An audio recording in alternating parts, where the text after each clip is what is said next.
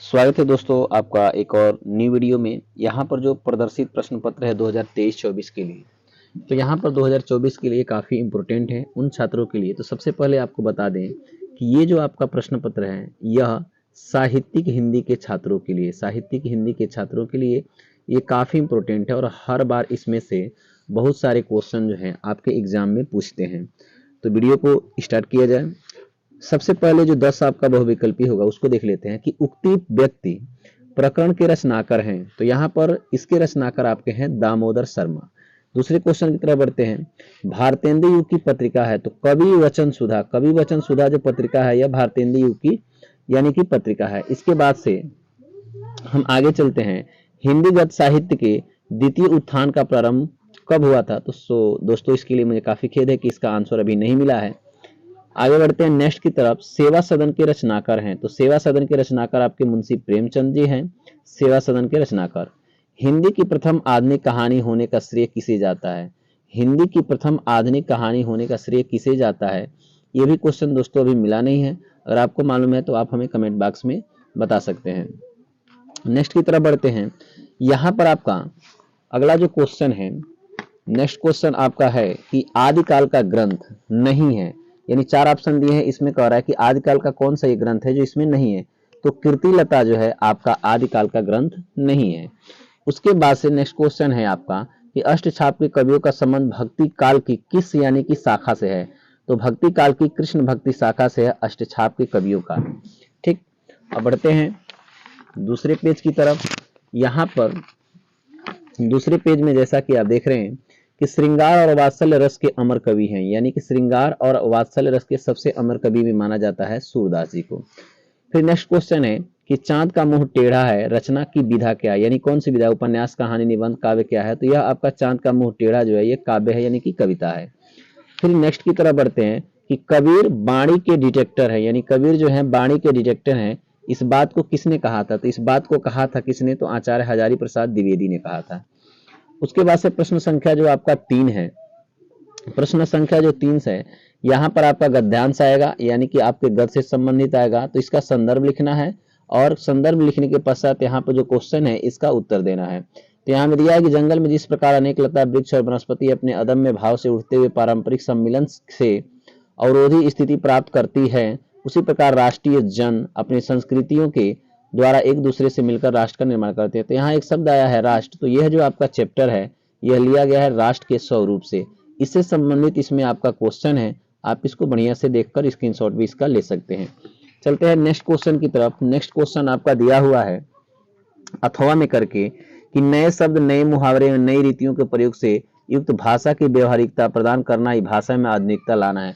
तो दोस्तों 2 चीजें मिली है, भाषा और आधुनिकता। तो यह आपका जो चैप्टर का नाम है भाषा और आधुनिकता नामक पाठ से ये लिया गया है। इसमें संबंधित आपका नीचे आपका प्रश्न है, आप इसको एक बार देख सकते हैं।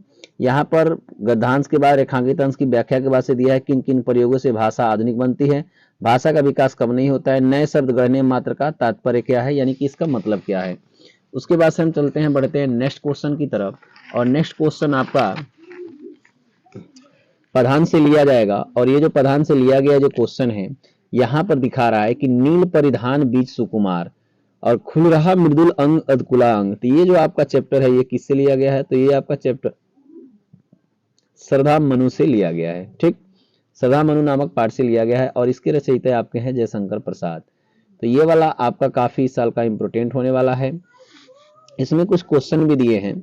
यहाँ पर मेघमन बीच गुलाबी रंग में कौन सा अलंकार है? तो अगर आपका डिटेल में इसको वीडियो अगर चाहिए तो मैं इस पर आपको वीडियो बनाकर दे दूंगा। फिलहाल के लिए हम नेक्स्ट क्वेश्चन की तरफ बढ़ते हैं। नेक्स्ट क्वेश्चन में दिया हुआ है अथवा में करके कि इस धारा सा ही जग का क्रम, यानी कि इस धारा के जैसे ही जग का क्रम है, और कह रहा है कि शाश्वत इस जीवन का उद्गम। तो यह आपका लिया गया है नौका विहार से, यानी नौका विहार से लिया गया है ये जो चैप्टर है। तो इसके संबंधित आपका नीचे यहाँ पर क्वेश्चन भी दिया गया है। फिर बढ़ते हैं हम नेक्स्ट क्वेश्चन की तरफ। नेक्स्ट क्वेश्चन में आप देखेंगे कि यहाँ पर निम्नलिखित में से किसी एक लेखक का जीवन परिचय देते हुए उनकी कृतियों का उल्लेख करना है। तो आपके वासुदेव शरण अग्रवाल का है, पंडित दीनदयाल उपाध्याय का है, प्रोफेसर जी सुंदर रेड्डी का है, इसमें आपकी समय सीमा होनी चाहिए 80 शब्द में, यानी शब्द सीमा, सॉरी शब्द सीमा आपका 80 होना चाहिए। बढ़ते हैं नेक्स्ट पेज की तरफ और देखते हैं फिर से कवियों के नाम के बारे में। तो यहाँ पर दिया है किस कवि के बारे में दिया है फिर से जीवन परिचय लिखने के लिए। तो जयशंकर प्रसाद आपके हैं, रामधारी सिंह दिनकर हैं, सूर्यकांत त्रिपाठी निराला हैं, अयोध्या सिंह उपाध्याय हरिऔध हैं। इसमें भी आपको जिनका भी जीवन परिचय लिखना है आप याद कर सकते हैं। समय सीमा इसकी भी 80 रहने वाली है। 3+2 नंबर आपको मिलेगा, 3 नंबर जीवन परिचय पर, 2 नंबर आपको रचना पे मिलेगा। ये 5 नंबर का है।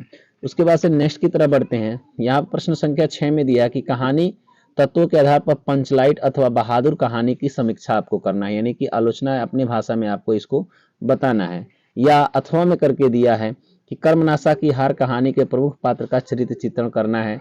कर्मनाशा की हार के प्रमुख चरित्र कौन था।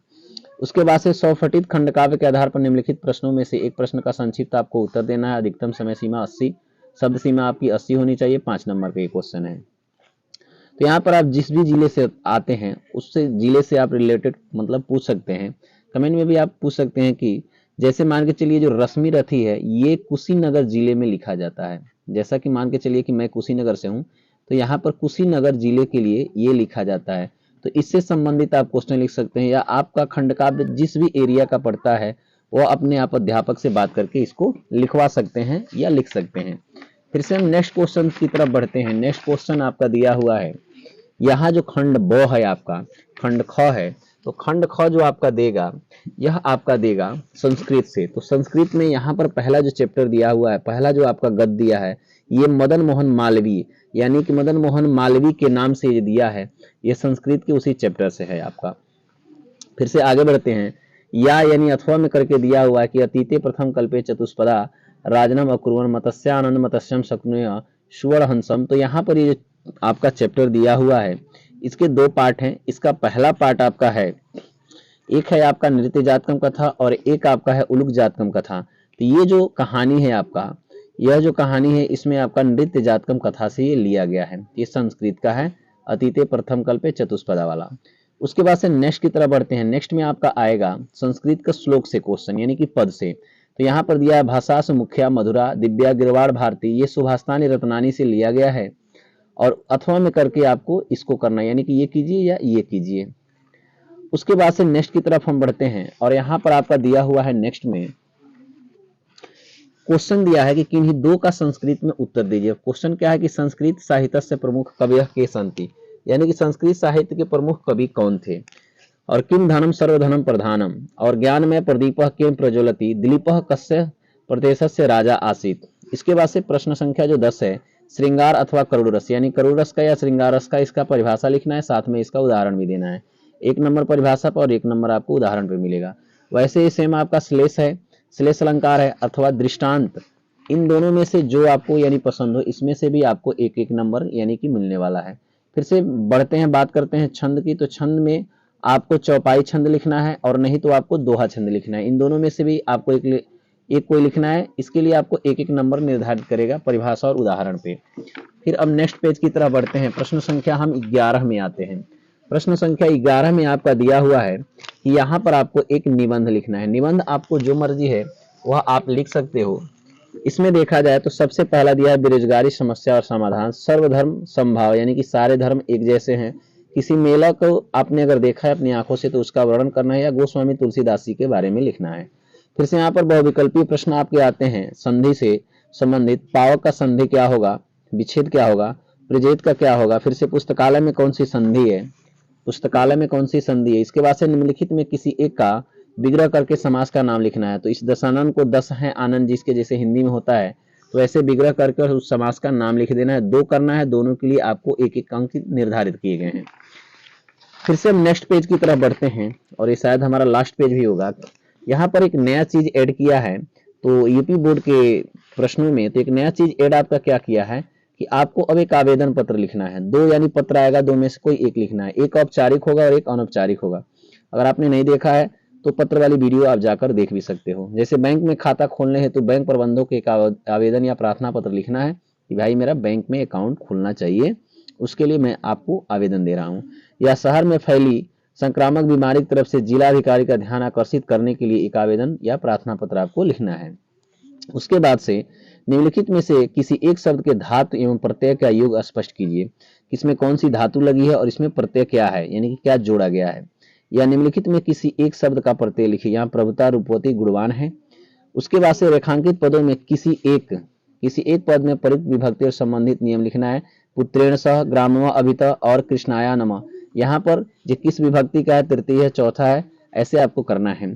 तो आपको उम्मीद होगा कि ये वीडियो, मुझे उम्मीद है कि आपको ये वीडियो पसंद आया होगा। अगर आपको वीडियो पसंद आया हो और इसमें जिस टॉपिक पर भी आपको वीडियो चाहिए, मैं प्रयास करूंगा कि पूरा वीडियो आपको दिया जाए।